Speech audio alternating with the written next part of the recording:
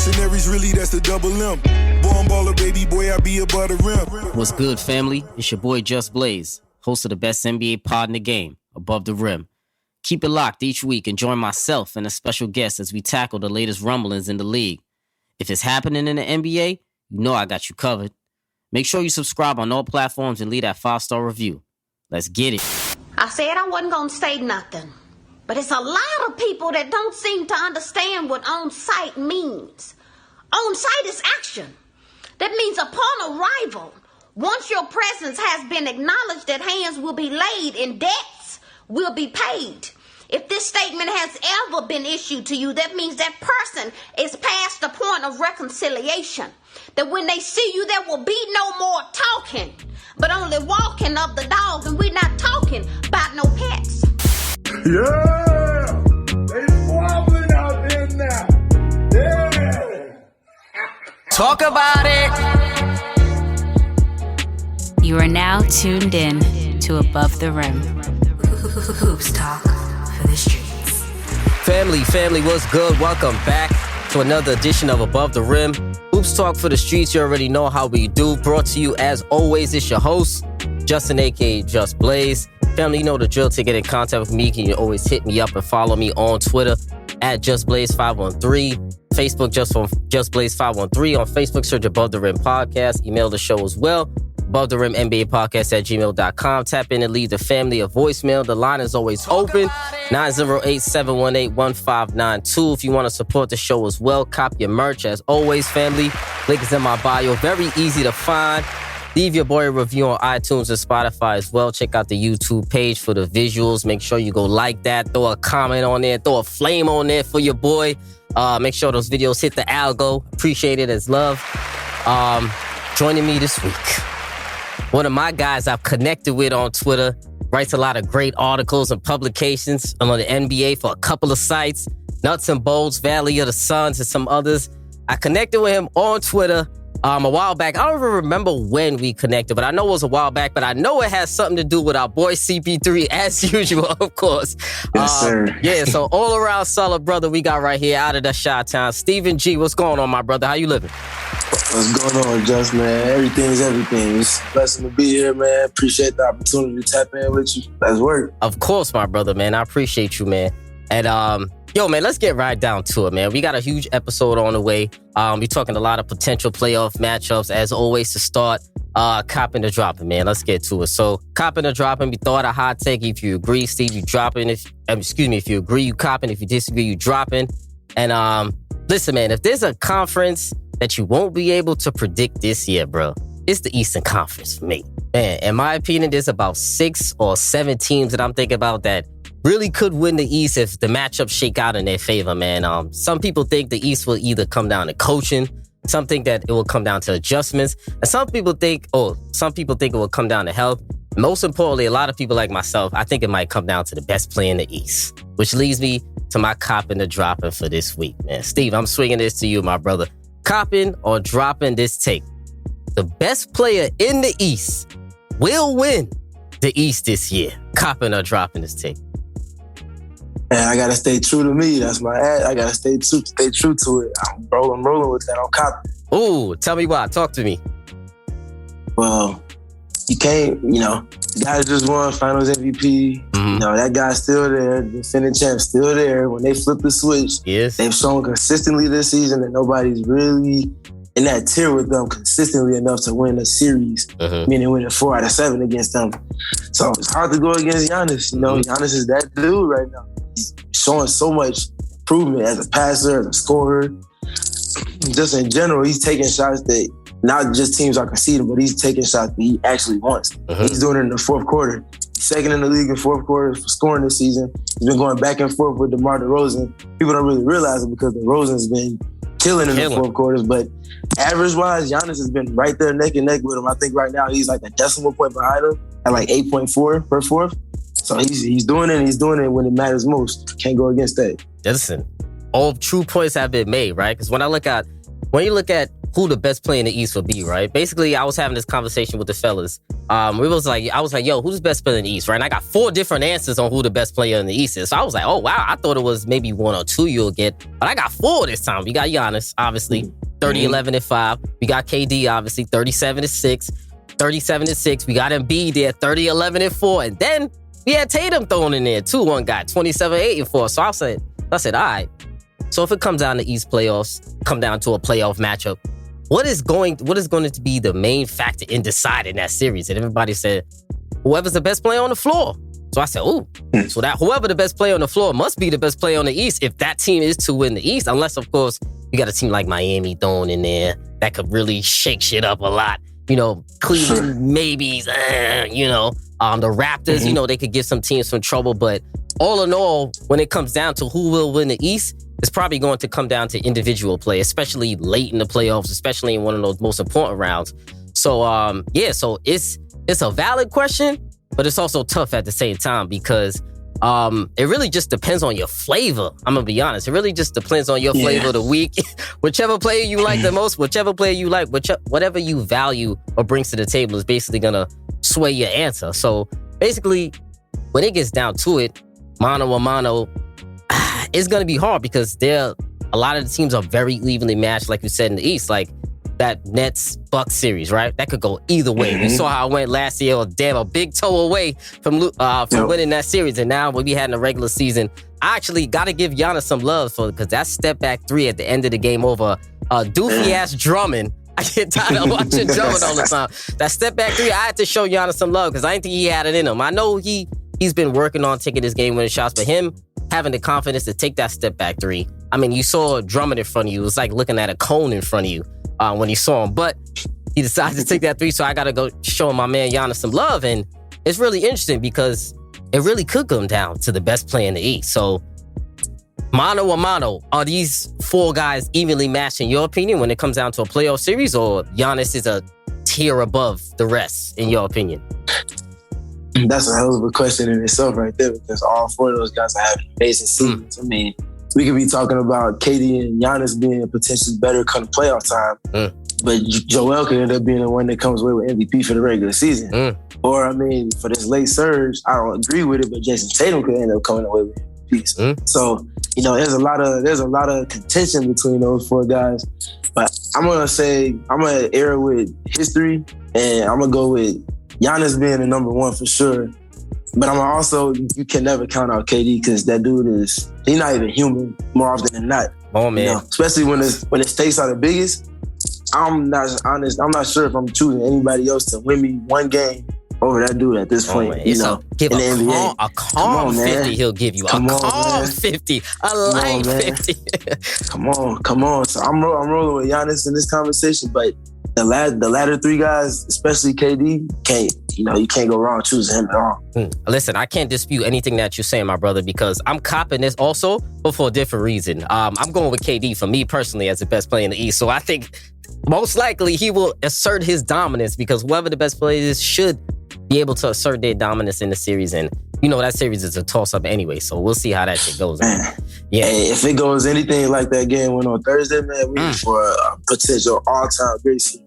Yeah, and I'm ready for it because both teams loaded up, so I'm ready. Who knows if Ben Simmons will finally get on the floor? Who knows? Like I got a lot of fire for him, especially out here in Brooklyn. We got a lot of fire for Ben Simmons, but hopefully his son gets on the floor and we'll see how that rocks out.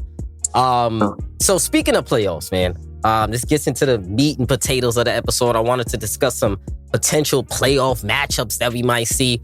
Who is every team's worst playoff matchup come playoff time? Now, everybody knows that I'm a big component of, I hate teams that duck the smoke. And I always say there's a lot of teams that duck the smoke. There's a lot of teams that they don't want to play. But for this purpose, we got to talk about not a team who they would duck, but a team, they wouldn't mind brushing them off to the side, or they wouldn't mind another team taking them out for them. Or if the chips fall where they may and they got to battle them, it'll be the time to do it. So we're going to go through basically the West and the East. Start off with the West first. Let's go through each teams and talk about their worst potential playoff matchup. So we got to start off with the Suns. Come on now. Best record in the league. Gotta talk about the fellas right here. You're a Suns guy. I'm a Suns guy myself. Shout out to CP3. Shout out to the God. My man CP3. Yeah, man. The Phoenix Suns, right? Exceptional, phenomenal season. They're taking it. I wouldn't say taking their foot off the gas, but they breezing right now for the last 2-3 games of the season. Trying to ramp up a little bit. D-Book is about to come back probably in the next game. CP is getting back into the fold. Everybody's ready and they're cooking and they're just trying to get their groove going into the playoffs. Now, we know they've beaten every team in the league. We know they've taken care of every team in the league pretty handily. I guess maybe for about 1 or 2. So for me, I'll start off here. Worst playoff matchup that I think the Suns could have is the Grizzlies, in my opinion.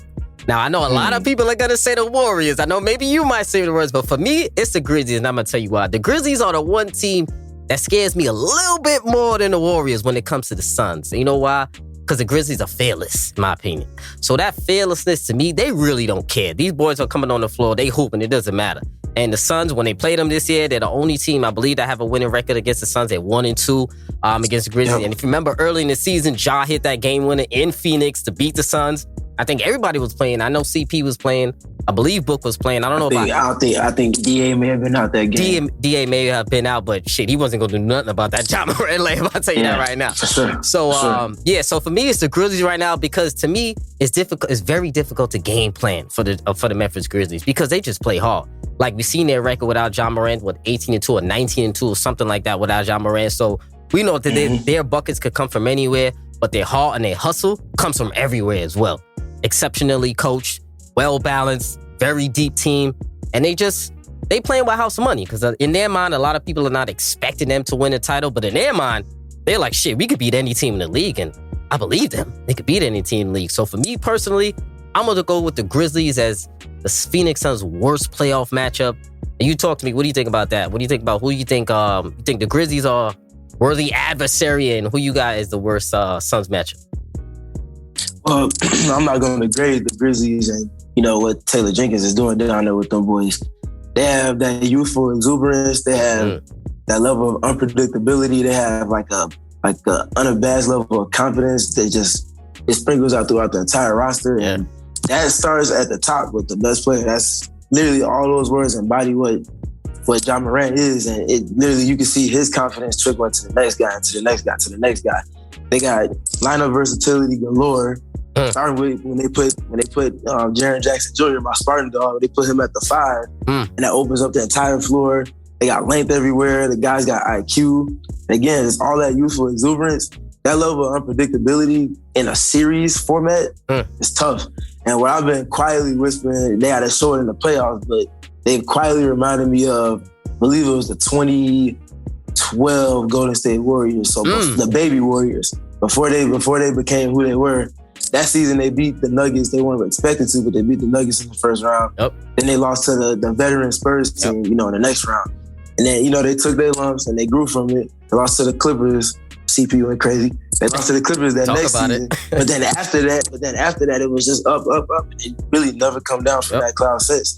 That's kind of the trajectory, and that's kind of just the overall energy I get from that team right now. So they're definitely a worthy adversary for sure. But they're not my pick either, though. They're not my pick. They're not my pick. So my pick, it was kind of hard to choose just one because, there's a very worthy adversary that's always been somewhat of a thorn in his side, CP3's side throughout his career, Steph Curry. That dude is, you want to talk about unpredictability, he is the GOAT of unpredictability. Yeah. That's just game planning for him in itself, not even to mention the rest of the team and what they can do defensively, especially in the half court. Or what Steve Kerr can conjure up from the sidelines, but just that dude alone to game plan for him in any series format, it's nerve-wracking, man. It's nerve-wracking. No lead is safe.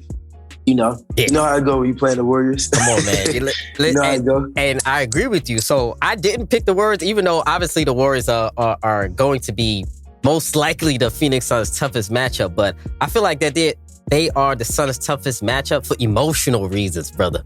Emotional reasons because for our boy Chris Paul, right? We know once he goes against Steph Curry, really Steph Curry, Draymond, and Clay, all three of them. When he sees all three of them on the floor, our boy tends to get a little emotional at times, and he tends to, play a little bit beside himself a little bit. tends to go away from what he's usually doing. And also, it's also the mental aspect where he really wants to beat them that bad, right? So we know, obviously, they had so many playoff battles before. CP didn't have the horses with him. He had Blake with him, but Blake was too weak to deal with Draymond.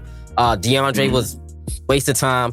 JJ wasn't enough. So now it seems like going against the Warriors, he has a formidable teammates that actually embrace the challenge. When he was on the Clippers, Blake, DJ, those guys, maybe JJ, I'll give him some love. JJ did. Matt Barnes gave him some love too. But everybody else, I don't feel like they really embraced the challenge, embraced the challenge going against the Warriors. And they kind of folded a little bit. I'm going to keep it honest. They were folding a lot. So I think with this Phoenix Suns team, I think they know that shit too. They were watching those series also. And I think these are the type of young, hungry animals that Chris Paul really needed next to him. And the type of guys that are really going to bring him up in the face of adversity when he gets a little emotional. Because if he plays the Warriors, listen, man, he can't help it. Chris Paul is Chris Paul against everybody else, but against the Warriors, he gets a little bit emotional beside himself. So that's the only one thing I am worried about in a potential matchup against the Warriors. But we know what's inevitable. We know what's going to happen. For sure. They're going to be in the way, man. They're going to always be in the way. Always. We know. Hopefully, I'm hoping it's in the Western Conference Finals. So they need to stay in that. They need to stay in that 2-3 spot and play the Grizzlies. Yeah. Let the Grizzlies beat them up a little bit, and hopefully we'll finally have a matchup with the Titans in the Western Conference Finals, not in the semis when we have to deal with other factors when he has to go down. Yeah. And the other part of that answer was where I was torn was between the Warriors because of the Steph dynamic and the history. Having that history, that's what makes fights. That's what makes playoff series. The other thing again being the most recent history would be going up against that Greek freak dude. For a chip again. Talking about emotion. You talk about emotion. It's one thing when you're going to get Steph to get to the finals. It's another thing when you lose to a dude in the finals, especially in the way that they did. They were up 2-0. We know how that went after that.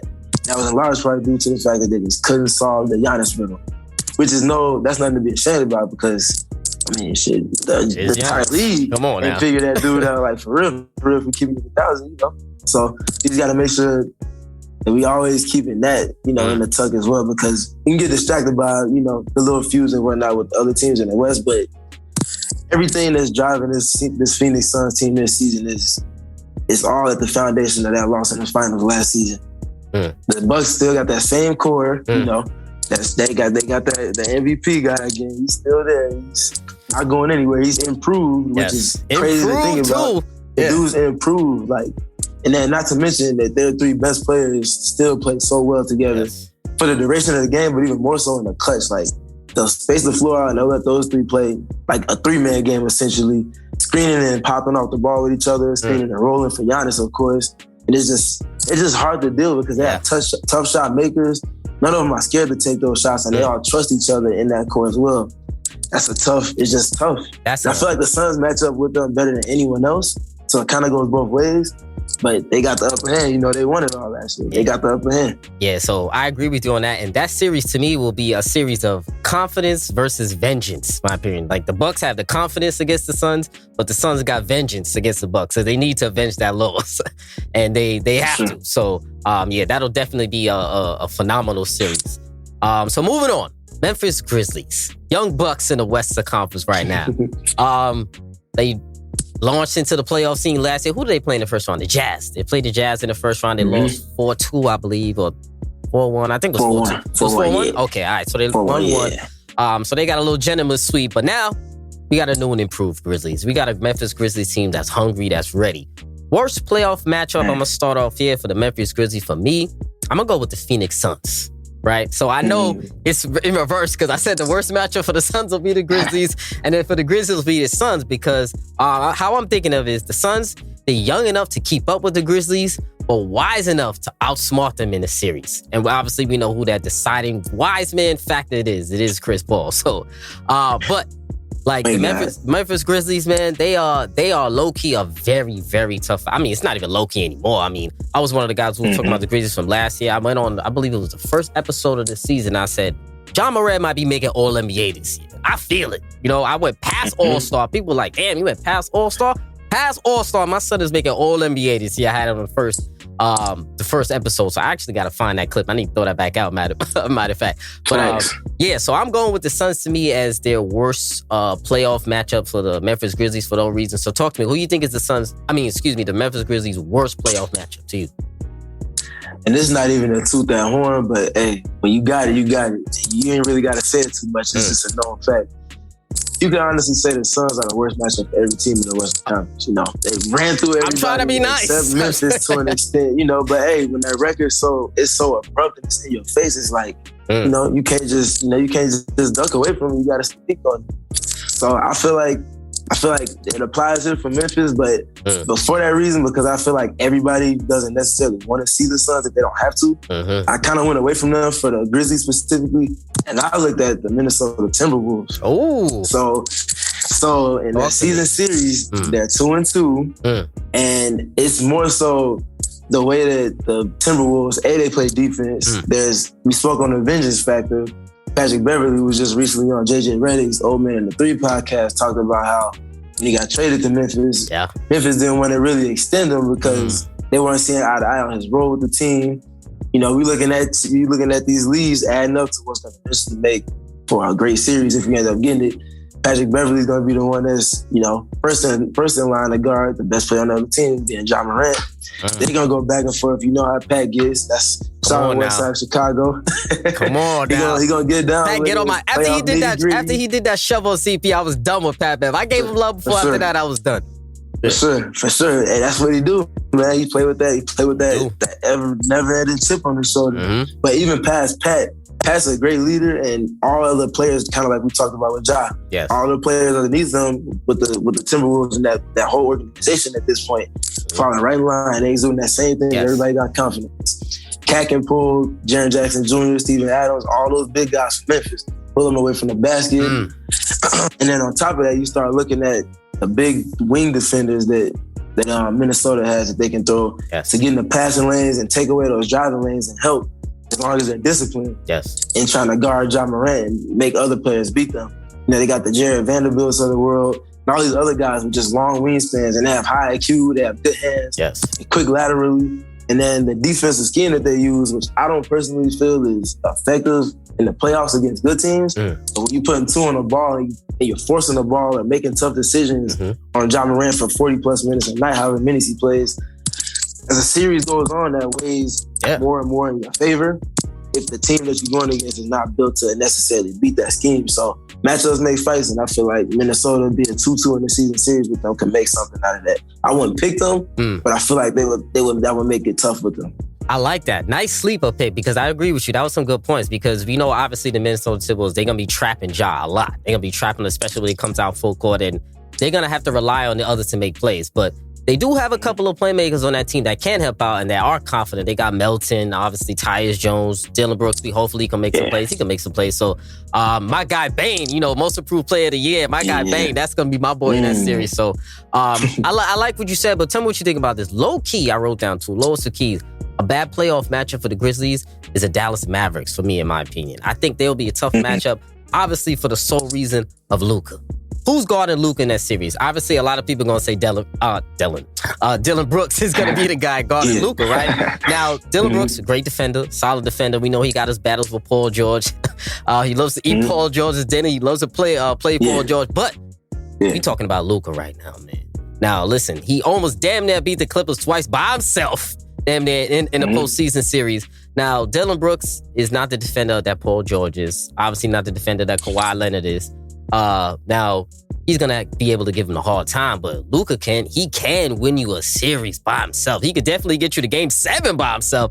Now, this may be the year that he gets over the hump. So we'll see. I think lowest keys, in my opinion, the Mavs are also, you know, in second place as a bad matchup for the Grizzlies, man, because they're going to have a tough time with Luka, excuse me. I definitely agree with you on that. Again, styles and matchups and fights come postseason. The way the Mavericks are playing, they got one of the best defenses since the turn in the calendar of the new year.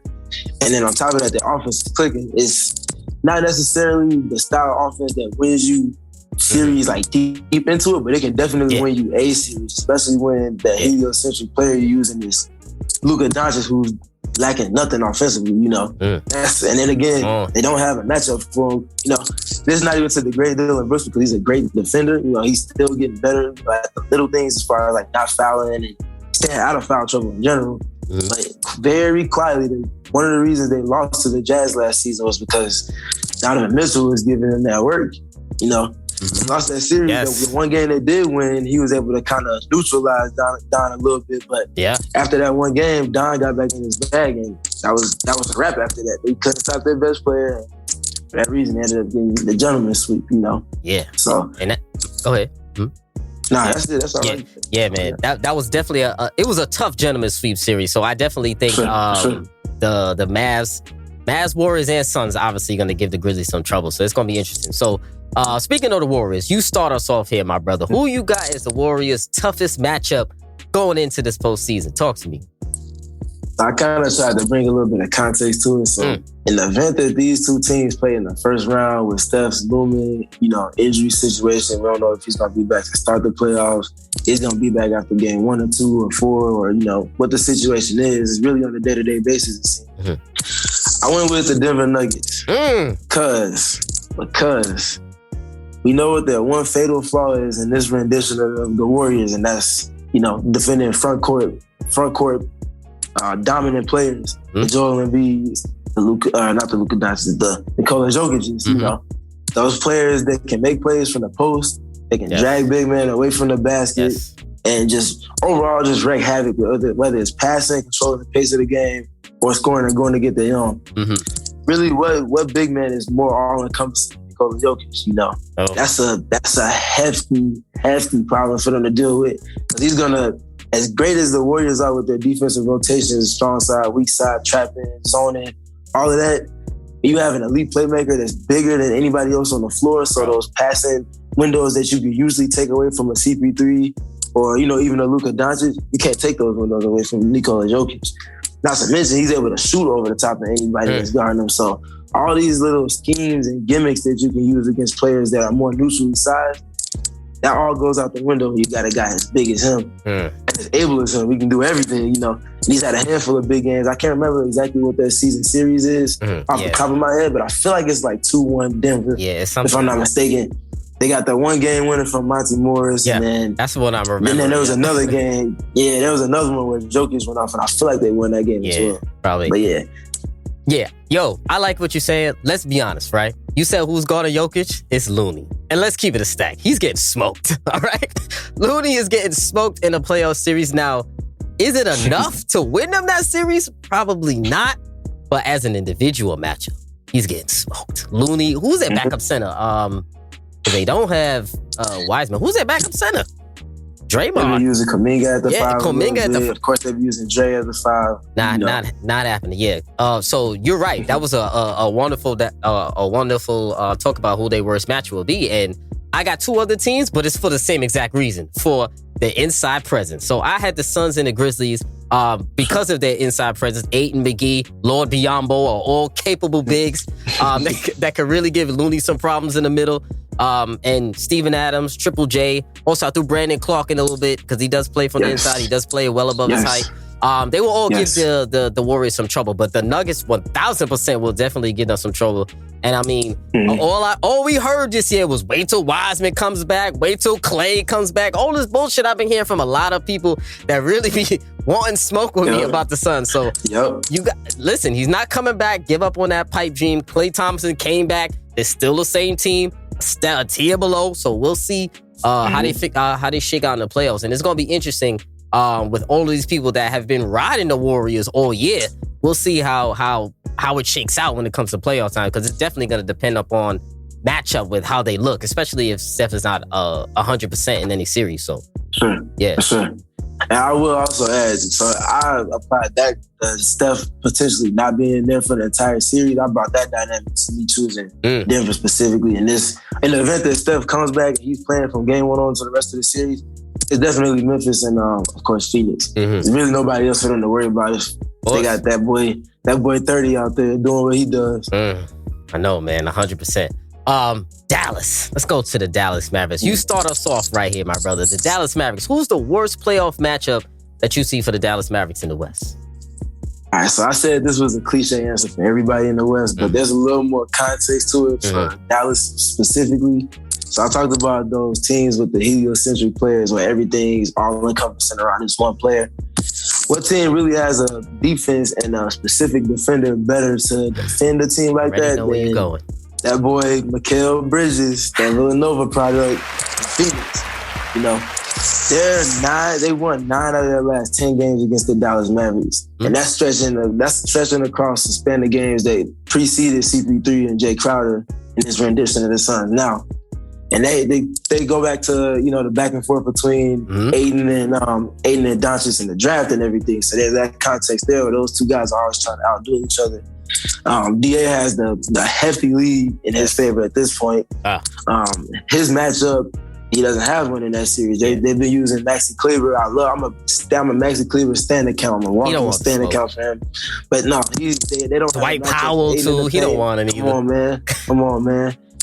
They don't have a matchup for him. And then my biggest thing with that is that Mikal Bridges is able to take away so much from Luka. You can't stop him. You're not going to shut him all the way down. But he makes things so hard for him, as we've seen, you know, stretching across multiple seasons now.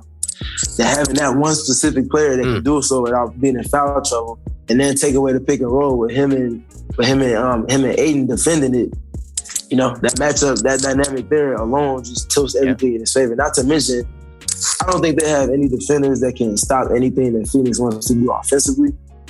You know, Phoenix, for all the talk about the offense, the defense is great, but the offense is arguably, you know, it's right there at that same tier. They're literally neck and neck this season at this point.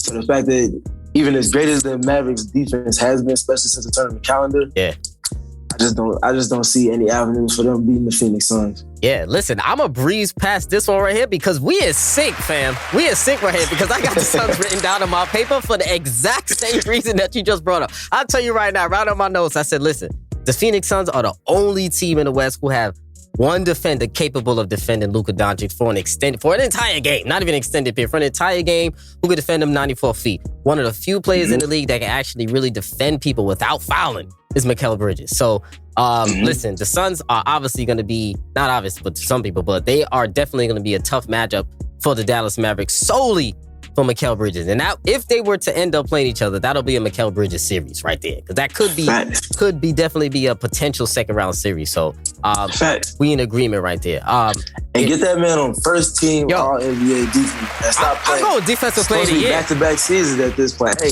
I'm not against that. I'm not against it. Yeah, I had my boy Gerald on here in a while, and we were talking about defensive player of the year for Mikal. He was like, "Damn, I don't know if he gonna get it." I said, "Listen, why not? Why not? I know it's tough for a perimeter player to get it. We had Marcus Smart lobbying for that shit the other day. Listen, they can't give it to Rudy Gobert. I'll cause a fit on this damn show right here. If Rudy Gobert, what will be his third time if he gets it? Yeah, listen, that's ridiculous. If Rudy Gobert is a 3-time defensive player of the year, nobody's scared of Rudy Gobert in the middle. Come on, man. Come on. Talk about it. Yeah, and I'm glad that I'm bringing up Rudy Gobert right now because the Jazz is next right now. So we got to talk about who the Utah Jazz will be scared of in the next round, or who's going to give the Utah Jazz some smoke. To me, I had 3 teams right here, the worst matchup. I'm going to start off here.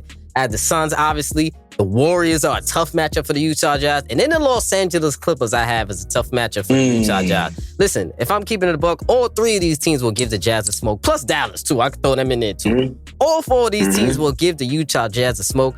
I've never been a believer of the Utah Jazz. It's not because of D-Mesh, I got love for him. Not because of Jordan Clarkson, I got love for him coming off the bench also as well.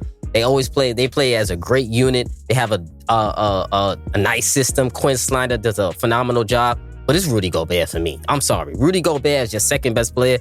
It's not going to get it done. Not going to get it done in the first round. Not going to get it done in the second round. You're not going to get it done on any round. I'm sorry. Now, the numbers look nice. They look sexy. What is it? 15-15, they're averaging 15-14, whatever the hell you got. This nice little all-star berth. You got your check. You got your money. But listen, when it comes out to playoff basketball, nobody's scared of Rudy Gobert.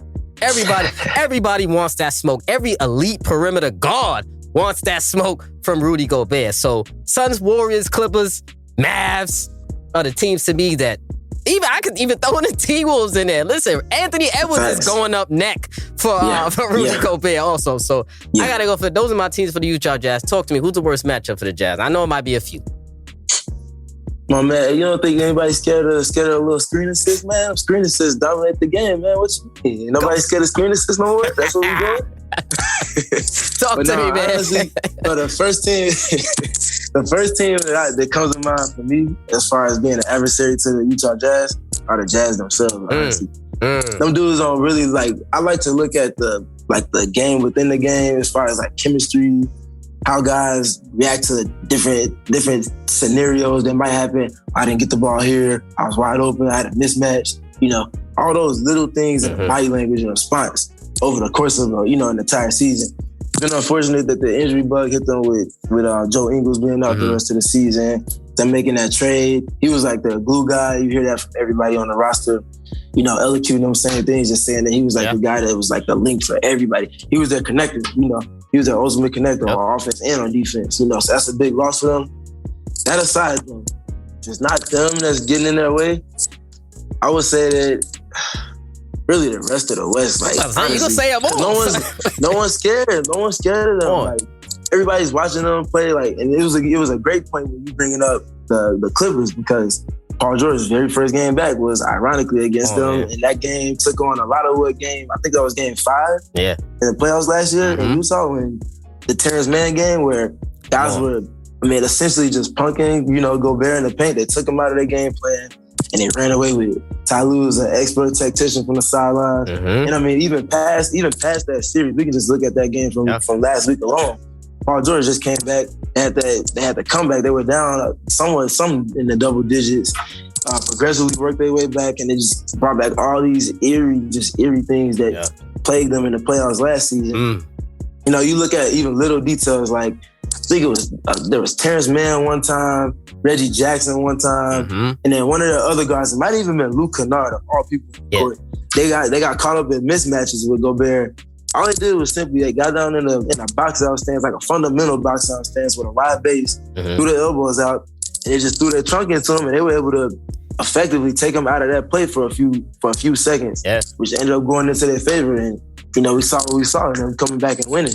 It's just those little things, like those little details that just. And it's over with for Utah, man. It's ugly. It's ugly this offseason. Pack them boys up, man. Pack them boys up right now. Because listen, when they saw Paul George coming back in the lineup, let's be honest, they started shaking like booty meat when they saw him coming back. They started shaking because they saw PG coming back. They got the flashbacks and they said, shit. Damn. Yeah. I'm already seeing this shit shaking. Everything is happening. I'm a little shook right now. So we're going to pack them Utah Jazz up. Listen, these boys are not getting out the first round. Let's keep it funky. Let's keep it real. They're not coming out. Yeah, for sure. And I'll say one more thing about the Jazz, man. So, being a CP3 dude, you've seen a lot of different iterations of teams, a lot of bad chemistry, a lot of good chemistry, XYZ, everything. This Jazz team has reminded me a lot of the tail end of that Clippers run, where they got it seemed like relationships ran a cycle. Coach might not be reaching the locker room the way he intends to. That really starting at the top with the two best players. We had the whole situation coming out of COVID and everything between Gobert and Mitchell. They washed that away and said it wasn't as bad as people claimed it to be. Looking at those little things between those two, they're definitely not on the same page.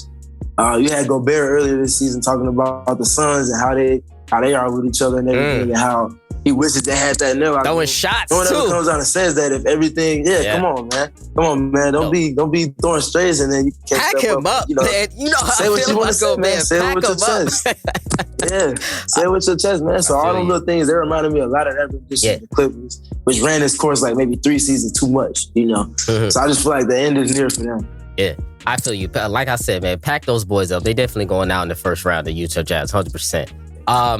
Moving on to the Denver Nuggets right now. To me, they were a little bit of a wild card also. They have some potential, but we don't know about their injuries. Jamal Murray might be coming back. We had a report about Michael Porter Jr. may be coming back. Then he had a setback for his back.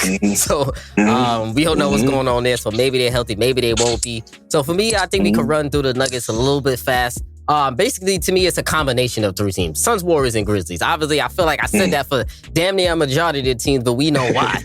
Those are the 3 best teams, obviously, in the West. And I think they're going to have trouble with any one of those guys. And it looks like they're going to play either the Warriors or the Grizzlies probably in that first round. And they probably, to me, they're going to get packed. They might get packed up in maybe 5 or maybe 6 games. Maybe if the Joker has a crazy game, but I don't think maybe because the health was obviously the wild card with them. So we'll see what goes on. By they only got 2-3 games left. We'll see. But even with MPJ, even with Jamal Murray, I still think they'll be going out at 5 in any one of those teams, in the Suns, Warriors, or Grizzlies for me. So I think the Nuggets, no disrespect to them, but they are just a tier below the top tier in the West, in my opinion. Who's the Nuggets' worst playoff matchup to you, brother?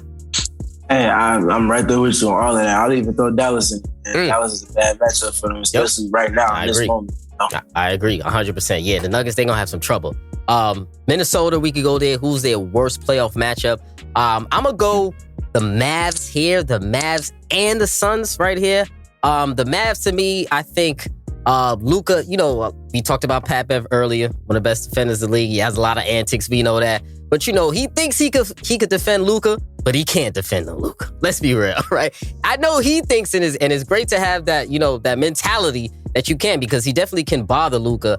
I remember I was playing fantasy the other day. I was in my fantasy league, so I was looking at the comments of somebody where when the T-Wolves played Luka in that game, they was like Patrick Beverly, 8 points, 3 rebounds, and a whole lot of annoyance he had on Luka. That was his stats for the game. So I was watching that game. I was like, yeah, he was pulling out all the antics for that series. So I feel like that would be an entertaining series if nothing else between the T-Wolves and the Mavs. I don't know if they're really gonna get a chance to play each other, depending on if the T-Wolves move up. We'll see about that. Only a few games left, but I think Karl Anthony Towns, he'll be great in the series. He can pull out the bigs in that series also as well. But to me, T-Wolves, another team that's going to go out in the first round, especially in the Western Conference. So to me, you could put any team in that mix. So talk to me, who you think will be the worst matchup for the T-Wolves? Worst matchup for the T-Wolves would definitely be Phoenix. Again, it's cliche to say, but looking at the 3 games they had, they were able to kind of muck those games up with the whole trapping system that they used over the course of 48. But what ended up happening in each of those games was come fourth quarter, doing all this trapping and everything, when you have a team that knows how to maneuver and navigate through that and has secondary playmakers and shooters spaced out on the floor throughout the entire rotation, that's a terrible storm for them. And Phoenix literally has each entity needed to beat a defense like that in the postseason. So definitely them. I don't like the Memphis matchup for them either. And I don't like the Dallas matchup either. Because, like you said, the only way that they would be able to make that a series against Dallas would be if they put Anthony Edwards on Luka. But that's not gonna happen. And doesn't care enough about defense yet, man. So I feel like until he does that, they're kind of capped off at this first round level. When he starts taking exception to defense and starts taking those matchups more, I think just more than anything, more personally, I think it'll make him a better defender. He has all the physical tangibles. That's when he'll start peaking. But until then, that'll be the first round exit. Yeah, we in agreement on that. LA Clippers riding off the Western Conference. I'm assuming they're gonna be there in the 8th seed. I mean, the Lakers, we can't even talk about that. Lakers, they might. They gonna make the play in, man? No, they won't. Come on, man. Pack them up too, man. Listen, LeBron sitting out games. Shut down. Pack them up too. Man. Pack them up, man. That's crazy. Man. Yeah. So the Clippers, worst matchup in the West. I think we could breeze through that a little bit quickly. Who you got is the worst matchup in the West for the Clippers before we get to the East? So it's a little tricky for them because they have history with a handful of teams. Yeah, and we really don't know who's gonna be in their lineup come postseason. Is Norman Powell gonna be back? I know he's supposed to be back soon. Is he gonna be playing to his peak self? Kawhi is pretty much a scratch at this point. I just can't see them because they don't have the continuity and reps in this season specifically. I just don't feel like they can beat any of the top teams in the West. So I can't really say that they have a specific matchup or anything like that, but. Because it's kind of a lost cause for them this season. Yeah, I agree with them. That's a great answer because I had the same. I don't really have a worse matchup for them because they getting packed up also in the first round. So that's real. I had the Grizzlies also, but let's be real, they getting packed up in the first round. 5 or 6 games, it'll be a tough out. They'll play hard, tough tough fought matchup, but they're gonna be out of here in the first round. So that's how the Western Conference shakes out. So we'll see. I think the Western Conference, everybody's waiting on basically the second round in the Western Conference because that's when the playoffs really start in the West. Yeah, so that's how the West shake out. Now let's move on to the Eastern Conference right here, because the East can go a lot of different ways in the Eastern Conference right here. So we're going to start off. I'm going to start off here with the Miami Heat in the Eastern Conference. Who is the Miami Heat's worst playoff matchup for me? I got two teams here because I couldn't decide. I got the Celtics and I got the Nets right now. So I think these are the two teams that'll be the toughest matchup for Miami Heat. And everybody else who listens to the show, I'm a big Miami Heat supporter. That was my pick to go to the finals. I'm kind of swaying on it a little bit because they're getting me tight lately. You know, I'm a little bit nervous about the Heat because I'm also think the Nets, if they match up with them in the first round, it's going to be a problem, right? So the Heat are really a difficult team for me to gauge right now because they have had a lot of ups and downs this year. They had a lot of players in and out of the lineup. Coach Spo, one of the best coaches in the league. They're the team that played the most undrafted players in the league. They had not the most different starting lineups or something like. I think they played the most players in the league, I believe, or something like that. So they to me are still trying to gain their continuity and really trying to find their stride, really to end off the season. So to me, I'm picking the Nets and Celtics because of both of their perimeter threats. Now, to me, when I looked at the Heat, that's supposed to be their strength, that they have the best perimeter defenders basically in the East, or the most amount of perimeter defenders in the East. They got PJ, you got Jimmy, you got Morris, you got who else? Oladipo could play some defense there as well. Lowry also as well. So they are, to me, the team most equipped in the East to actually deal with a team that has great perimeter options. But with these two teams, Jason Tatum, Kevin Durant, they don't have an answer for those brothers right there. And I think those are the two teams that can actually outscore them, even with their tight defense, even with their perennial elite defense. The Boston Celtics and I was about to say New Jersey. Look at me. The Brooklyn Nets. I'm bugging out. The Brooklyn Nets, because they don't really have an answer for KD. And if we can't have the Nets have the confidence against the Heat right now, because if Drummond, big boy Drummond, start throwing out the peace signs, it's a problem. So I didn't like how the Nets were really trying to clown those boys in that matchup. So I'm going to go the Celtics and Nets for me as the two worst matchups for the Miami Heat. So talk to me, brother. Who you got as the worst matchups for the Heat? So Miami's fatal flaw this season has been their half-court offense. When the game slows down, a lot of players take more play in the half-court in the postseason. You know how that goes. But especially in crunch time, they don't have a designated closer. Yes. And their pick and roll tandem between Lowry and Bam hasn't been nearly up to snuff and what they expected it to be. So because those two things are like wild cards for them on a game-to-game basis, it's really hard to gauge them. Yeah. Tyler Hero, for all intents and purposes, has been their best closer. He's been their closer this season. He's leading them in fourth quarter scoring, all these things. Can you rely on that in the playoffs, though? That's the real question. As far as picks for who's a tough one, I didn't have Boston because I feel like Jimmy and PJ and Kyle eventually flip the switch in the playoffs. They also have Caleb Martin. So they got four guys that they can viably throw, you feel me? That they can viably throw at the Jays, you feel me? Yeah. So I'm looking at that matchup from that aspect. So I didn't have the Celtics in there. I did have Brooklyn, as you did, because of the Durant factor. No one has anybody to guard KD. And then the other team that I had is a sneaker, kind of like the Timberwolves in the West, the Toronto Raptors. So my reason being... They just played it, last night, did they? Yeah. Yep. Yeah. So my reason being, they won that game. Yeah. And I believe that season series is 2-2. But my reason being is stylistically, matchups make fights in the postseason. The game's slowing down. I don't think another team in the league has more length collectively than the Toronto Raptors. They literally just have a bunch of trees with 7-foot plus wingspan. Versatility. Outside of Fred VanVleet, like, it's literally everybody that caused deflections and wreak havoc. And they had a perfect tactician to muck up a series. And Nick Nurse, the championship experience, they still have players from that championship edition on this team that's going to bring that outcome playoff time.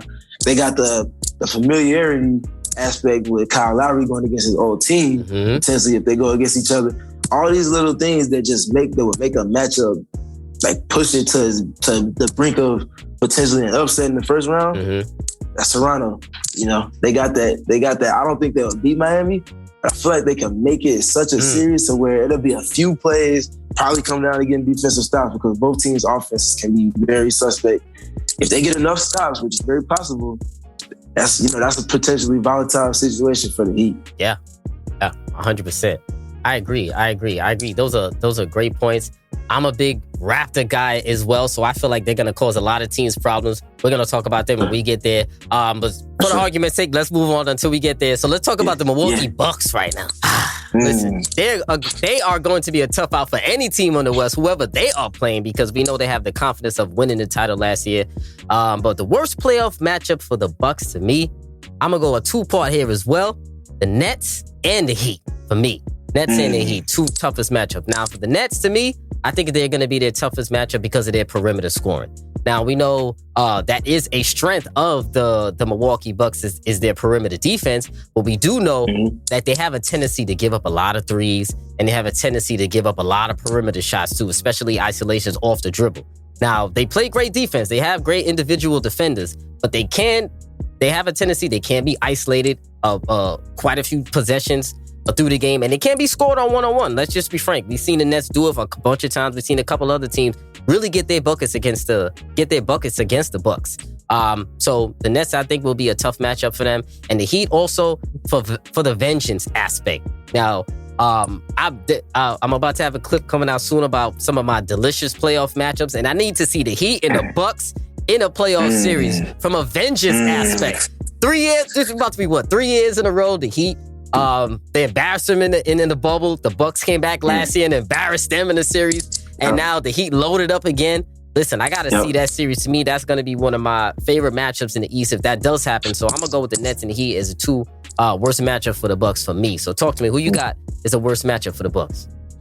So another sneaky one, I kind of already went into detail on them. I'm going to go with the Toronto Raptors. I believe, if I'm not mistaken, they're up 3-0 in the season series. Of course, the regular season things don't always translate to the playoffs. There's context in that, though. Bro, the context and size, dude, they just have so much size. Yeah. They got the championship mentality, core of guys. They got the perfect tactician on the sideline to outcoach the coach, from the other sideline, and Nick Nurse. They got all these little things. But past them, I had Boston at one point, but because Robert Williams is probably going to miss the first round, it's hard for me to really gauge them, and especially come a playoff series where you got a guy like Giannis that's at the basket all the time, and they don't have that prime elite rim protection that they typically would bank on. So it's hard for me to say them right now, but I'm definitely rolling with Miami for sure. Because the biggest entity in all of that, and it's something that I've been saying since PJ decided to leave Milwaukee after they won the championship, at some point I feel like not having them on their roster is going to come back to bite them. Might not be the first round, might not be the second round, might not even be the conference finals. But at some point it's going to hurt them. It will. The team that got them was Miami. There's no Giannis stopper. You have multiple bodies you could throw at him. You have a versatile rim protector and the defensive versatility that Miami has. Yes. And they have their exposure as well. All these little things to help make that series just drive it longer and longer. Come on, man. Delicious, that brother. That might be the most anticipated series for me personally, outside of seeing them go up against Brooklyn. Because, KD and Giannis, and his foot's not on the line, what happens, all those little things, all those question marks. That's Bro, I only got one word for that series. Delicious, my brother.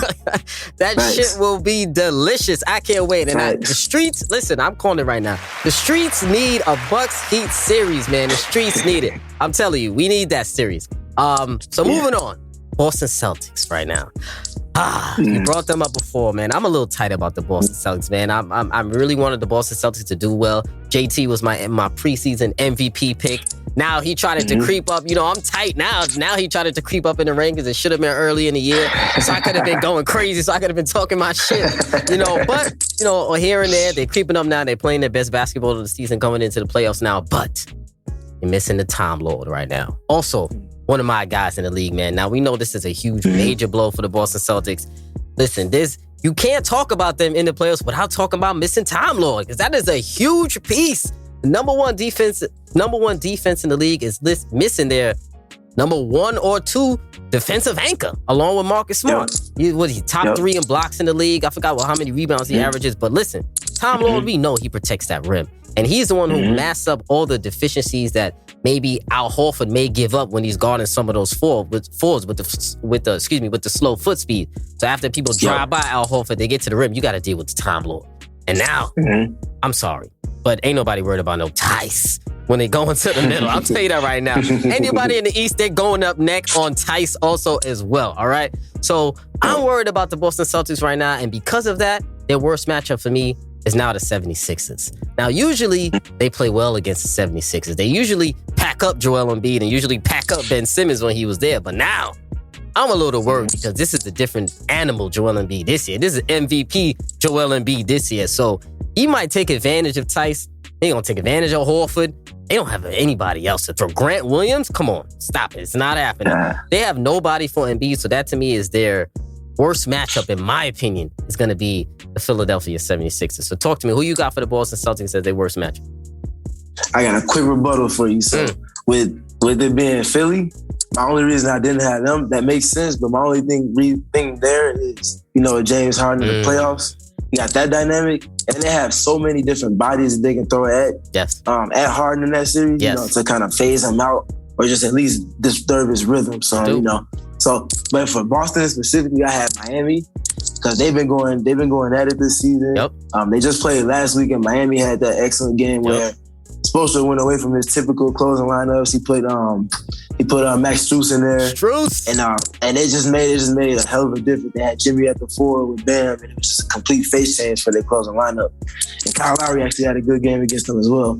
So I got them as one, and the other team I had, again, they keep creeping up, man. But Toronto, because it's just the fact that they have so many different bodies with length that they can just fuck up a series, man. So I'm not gonna go into detail with Toronto again, but you see the trend. Listen, we about to get up to the Raptors. Nobody wants to listen. The team out there in the North, man. Nobody's talking about them, but nobody wants to see them. On the lowest of keys, man. Yeah. And then my other dynamic with that Toronto series was the fact that there's this kind of brushed under the rug situation with potential Celtics players not being vaccinated, not being able to play in Toronto. Yes. So they've been kind of ducking that. Did they say who? They didn't say who though, right? Nah, they didn't specify who. They've been kind of ducking that whole conversation all season. Yeah. It's gonna come to the light in the series come playoff time. So that's something else to keep an eye on. Yeah, well, hopefully they don't have to play. They don't match up and get the Raptors. We'll see because, listen, I know the Raptors are probably salivating at that, but we'll see. Hopefully they don't, but we'll see how the East shakes up. What we up to? The Philadelphia 76ers. Now, listen, I got a lot of opinions on this team. I've been very loud and vocal on this team. Apparently, the new Kobe and Shaq is in Philly right now.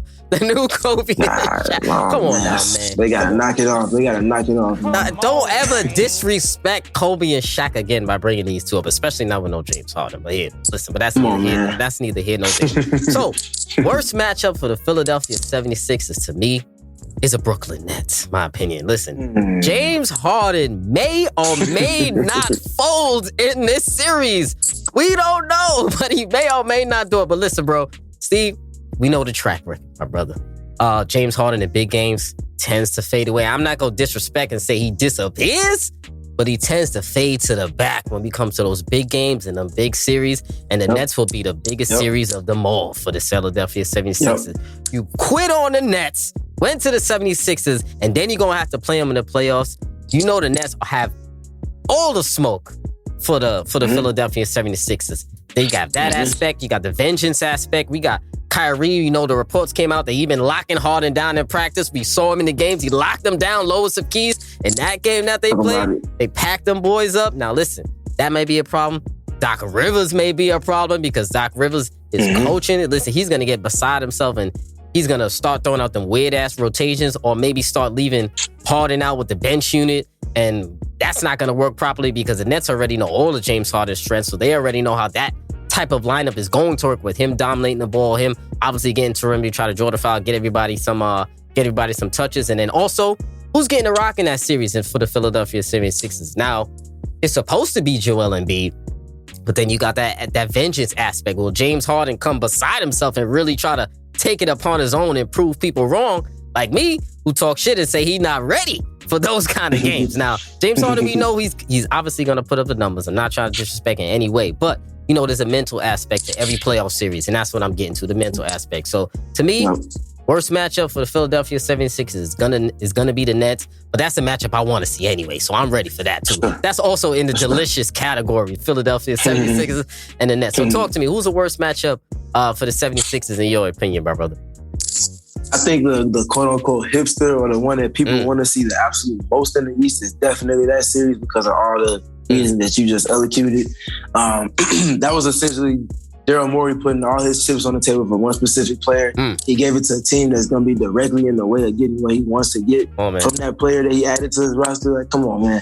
So the Nets, for all the reasons that you said, on top of the depth that they added in making the trade with the Sixers, I feel like that's going to work against the Sixers and that series going against them directly. They got too many bodies, man, too many capable bodies on the playoff stage. But the other team that I had besides them was the Miami Heat because they have so many bodies that they can throw at James Harden. Again, they have the tactics and schemes that they can use defensively with the trapping out of zones and playing man on the back end.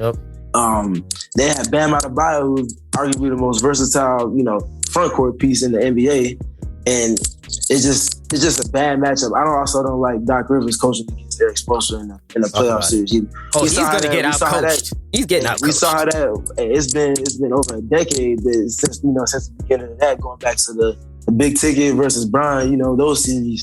So I just don't like that. I just don't like that matchup for them at all. I agree with you, but I'm going to throw one rebuttal in there, two rebuttals. When they played them the last game, 76ers in the Heat, I believe Doc Rivers sat everybody down. I'm not sure if Joel Embiid played in that game, but they did go into Miami and they did beat them.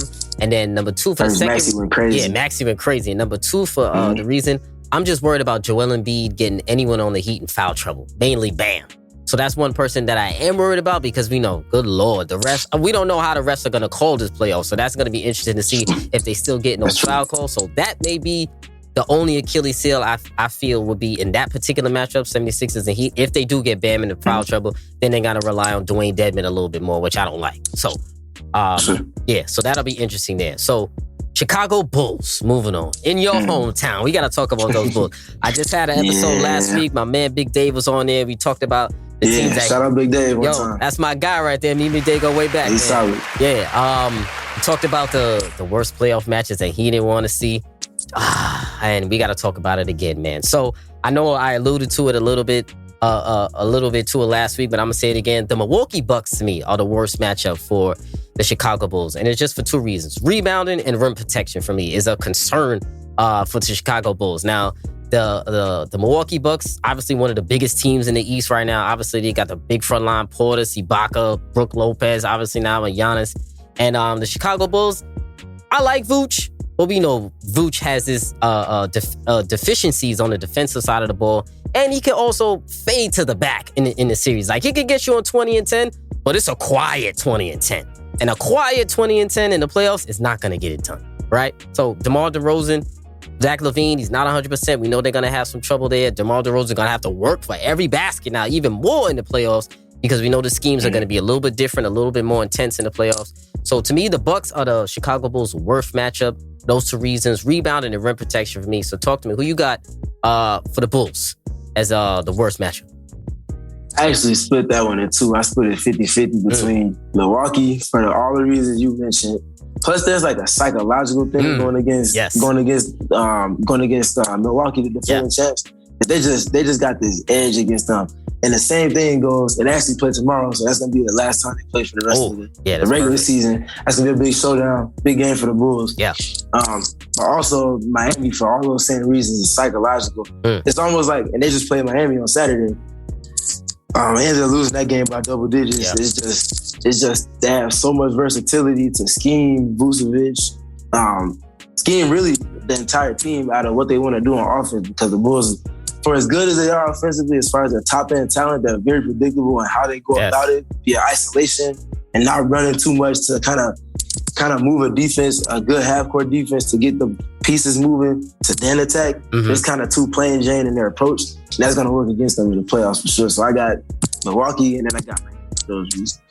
I like those reasons. Those are some good reasons. Listen, a lot of people are a little bit down on the Bulls right now because they had a great start to the season. They kind of tailing off a little bit. But, it's just natural growing pains in my opinion. And also for the Bulls, I am a little bit worried about Billy Donovan because I'm not a big Billy Donovan component. I talked about it with Big Dave yesterday. I said you might learn firsthand about the lack of adjustments that Billy Donovan might not do in the postseason. He comes from the school of D'Antoni with the lack of adjustments, I said, for Billy Donovan. So, we gonna see how the Bulls actually. You got something to add before we move on? Yeah, I think my main thing with the Bulls is kind of, and I got called being a hater at XYZ and ABC early in the season when the Bulls were going crazy. They was at the top of the East. My main thing with people, I was just trying to tell them, taper back your expectations, man. This team didn't make the playoffs, and I forgot how many years off the top of my head. And on top of that, it's a brand new rendition where your second best player doesn't have any playoff experience, you know? So there's not necessarily a price you got to pay, but you got to pay your dues. Yes. You know? You got to pay your dues. Most teams don't make that leap that the Suns made last season. Exactly. You know, at the drop of a dime. That's a very rare occasion, you know? So it's part of it's growing pains. You know, this is a hell of a season for the Bulls to come back to relevance, you know? So it's just going to build up from here. I agree. And they should be happy for making a postseason, especially having a top 5 seed. A lot of people didn't have them even making the playoffs. A lot of people said it was a bad fit anyway. So talk about it. Yeah, so this is still a winning season for the Bulls. So a lot of people need to pump the brakes on their expectations for the Chicago Bulls. And also, Lonzo Ball ain't even back. So come on, man. That's a major, huge factor that they're missing. So the Bulls are going to have some decisions going forward, whatever happens in this postseason, and going forward and what they have to do this summer, because health really was their main concern for the season, and they got to get a rim protector as well. So we'll see how the playoffs shake up for them. The Toronto Raptors, man. We got to talk about these boys out there in the North. You brought them up about 5 times already, man. So I know you want to talk about these boys. So I'm going to let you start off, man. They seem to be the worst matchup for everybody in the East to you. So who's the worst matchup for them, for the Toronto Raptors? Going up there in the North, man. What you got? Talk to me. Man, I'm honestly, I know I said they were a bad matchup for Philly, but I'm also saying in turn, Philly's a bad matchup for them because they really don't have anything for Joel. Joel, that's a heavy load to deal with for an entire series. Yeah. Who's their best option to throw at, on a consistent basis? They dudes might have a similar size, but their stature isn't the same. He's outweighing dudes about 50 pounds. He's outskilling dudes. It's not even comparable, What are you going to take away from him, So you're looking at that specific matchup, and you talked about it at the top of the show with the best player in each series probably going to determine what it is, especially in the East. There's a big gap between Joel and Siakam. Yeah. And, at that point, come on, man. Also, I'm glad you brought that up because we are in sync once again, brother. And you know what I got written out on my paper? I got this Philadelphia 76ers, and I only got one sentence. Joel Embiid is a problem, okay? That man is going to be a problem for the Toronto Raptors. Listen, I like the Raptors. I've been one of their big supporters this year. I love their versatility. I'm a big Boucher guy. My man Precious out there really taking his game to another league. Vleedy is my guy. He's one of my favorite players in the league. My man Gary Trent, a.k.a. Baby Lenny Kravitz. Lenny Kravitz, we call him over there. Scotty Barnes has been great. OG has been great. Listen, they got a lot of people are sleeping on the Raptors. And I think whoever they play, I think it's going to go 7. Lowest of keys. Whoever they play, I think it's going to go 7. Now, anything can happen. An injury can happen. Somebody could get hot. Bleedy could get you 40 one night. Trent could get you 45. Hey, talk about it. Yo, man, listen, a lot of shit could happen, brother. So I agree with you, though. The Raptors, to me, are the biggest wild card in the East. And it's crazy because they don't have a real, true, legitimate star. Siakam, but he's a B-level star, in my opinion. You know what I'm saying? But they have a lot of pieces. And also, we didn't even talk about this. They got one of the most important factors in the playoffs. They got one of the best coaches in the East. Come on now. Nick Nurse, we know, is a tactical genius. His coaching staff are amazing. They run a lot of good schemes. They play hard. They defend well. Listen, versatility. You don't even know who the game plan on that team because anybody can score and get you 30. So I love how you keep bringing up the Raptors because I'm there with you, brother. So listen, when the Raptors start playing the peoples in the playoffs, a lot of people on Twitter are going to see me being loud about the Raptors because listen, I think they're about to make some noise on the lowest of keys, man. Yeah, I think so too. Yeah, and it's just gonna be the appropriate level of noise. Yes. I really don't think they're gonna make it out of the first round. They're just gonna make it so damn tough on whoever they face. It's gonna be a surprise to a lot of people. Yeah, I'm looking forward to that for them. I know. Crazy, quiet as kept. If they do play the Celtics, though, that is one team that they could possibly take out in the first round. In my opinion, it will be a hard-fought 7-game series. But Celtics and Raptors, they got that history also from the bubble. I believe that bubble series. So. If I think the team they want to match up with, I would say, is the Boston Celtics to Toronto Raptors. Oh, and for the man-day stuff also as well. Even not even bringing that in. Also for that too. So come on, man. Yeah, come on, man.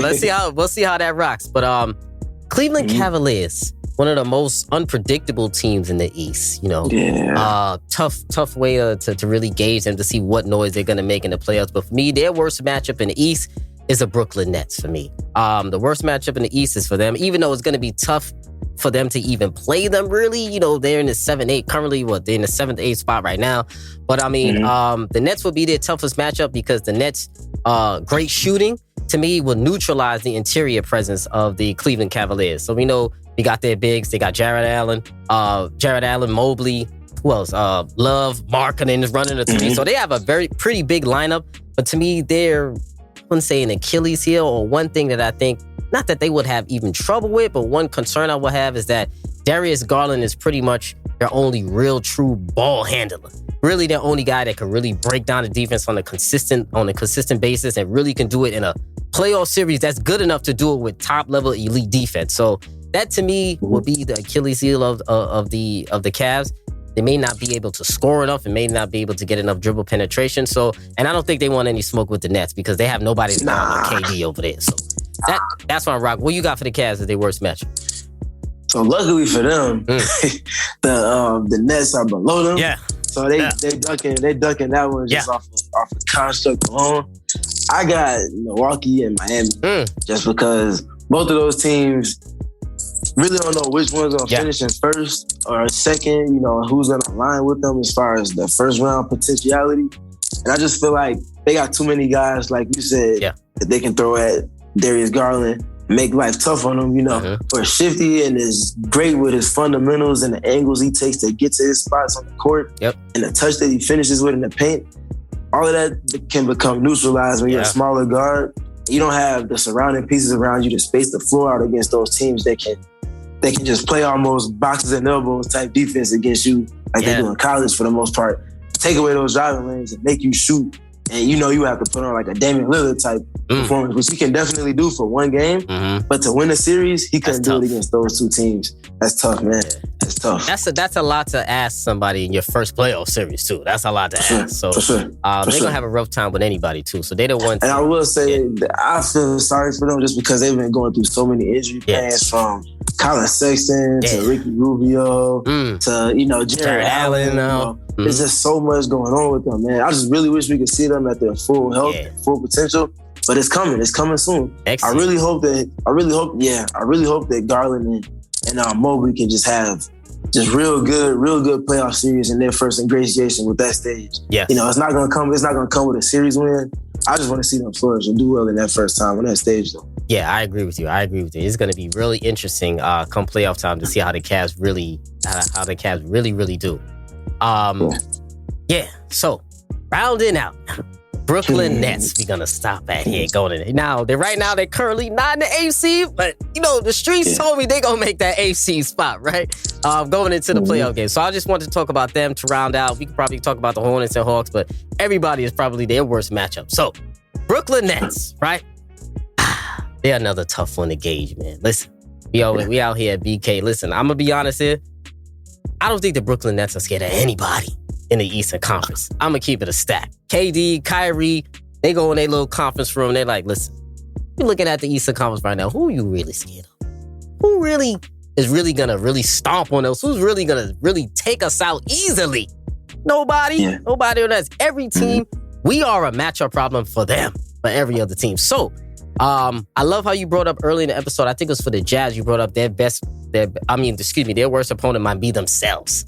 Now, you may have a point here with the Brooklyn Nets that could apply to them also, that it might be that the worst matchup, their worst enemy might be themselves, the Brooklyn Nets. But for this sake, if I had to choose a worst matchup for the Brooklyn Nets, I think to me is a two-part series. I think to me is the Bucks and the Raptors. To me are two teams that I think Oh, damn. You got them. Listen, man, we ain't sick. Yo. Talk to him. Talk to him. Yo, Steve, we ain't sick, my brother. Listen, this is the Bucks and the Raptors, man. We know, obviously, the Bucks, they got history with those boys. And the Raptors, man, the versatility.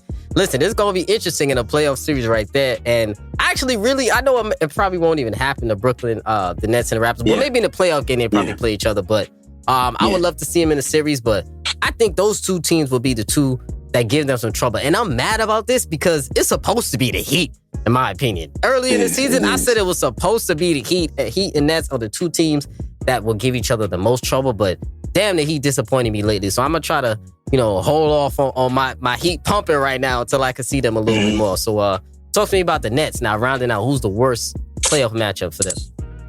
I'm right there with you. I've been waving my Miami Heat flag pretty much all season as far as them being a thorn in the side of the Nets and the Bucks. It's been kind of underwhelming at points. I just want to kind of reserve, for sure. I just want to kind of reserve my final judgments on them until I see what they do on that playoff stage. Because, for all intents and purposes, Kyle Lowry's kind of had a face change since that run with the Raptors. He's been way more viable in the playoffs, Jimmy's got some demons he got to avenge from last season. Really, that Heat team in general has demons to avenge from last season. So I'm going to say them for the Nets, and then especially how things have gone in the regular season with them as well. And I'm going to also say the Bucks again, just because, we saw how that game went last week when they played and Giannis hit the step back and went off for overtime and everything. But for the meats and potatoes of that game over the course of it, Brooklyn was able to do a great job defensively, kind of surprisingly. They were able to get stops and deflections and kind of muck that game up from the inside out, which is not really what they're known to do, especially without Ben Simmons.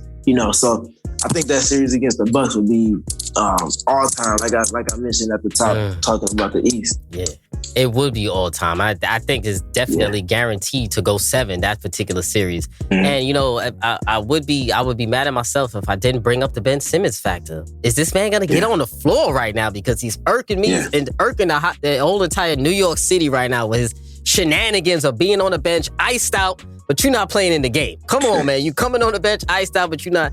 You have no intent. I don't know if he has no intention to play in the game, but every time we get a update from Steve Nash, he's not doing anything on the floor. No one-on-one contact.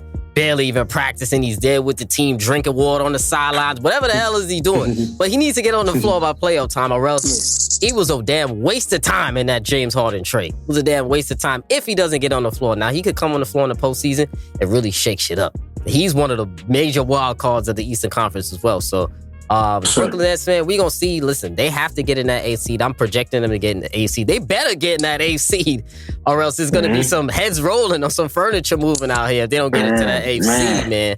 But they gotta make it, right? I know you're not thinking they won't make it. What do you? Nah, it's definitely my pick to make it for sure. There's no question. It's just a matter of who they gonna go against in that first round. Yeah. If it's Milwaukee, that's tough. If it's Miami, that's probably the only first round opponent I would pick to beat Miami. Series is them at the moment. I agree. And kind of with the whole Ben Simmons dynamic, I feel like they got him just because he was on the table and they see what he can do for them long term. Yeah. So I think they kind of they added him, as an acquisition. Knowing that they were getting Drummond who they needed off the bench, and knowing that they were getting Seth Curry with Joe Harris being out, all those pieces kind of fill a void. So I feel like it's kind of really on the fence with Ben Simmons right now. They kind of knew he wasn't sure if he was going to play for them this season or not. But damn all that, I still feel like the Nets feel like they can win the championship whether he plays or not this season. Off the skill and strength alone of their two top dogs, When it comes to creating when players break down and mano a mano come playoff time, how many players you picking, over KD and Kyrie? Come on, man. Come on. Listen, I said it in the last episode, man. If anyone thinks the Nets can't win the East from the A seed, put down the pipe. All right? Because they could win from the A seed. All right? They could beat any team in the East. Home court, none of that shit matters for the Brooklyn Nets, man. They could beat anybody else, man. It's gonna they're gonna be a problem when it comes to the playoffs, brother. Hey, I know I don't want my teams playing them no time soon. Come on, man. Speak on it, brother. Speak on it. Steve-O, my brother, man. I appreciate you joining me for this episode, man. I appreciate you. We finally got a chance to connect. Finally got a chance to bring you on this episode, man. It was dope. It was a pleasure talking to you as always, man. Definitely gonna bring you back on for some. We got to get some playoff talking too.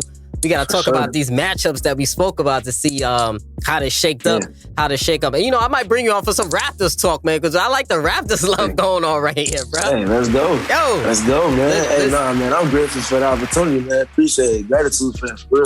Of course, my brother. And I want to give you a shout out too. Keep doing what you're doing in these streets out here. Definitely in these writing streets and the journalism streets as well.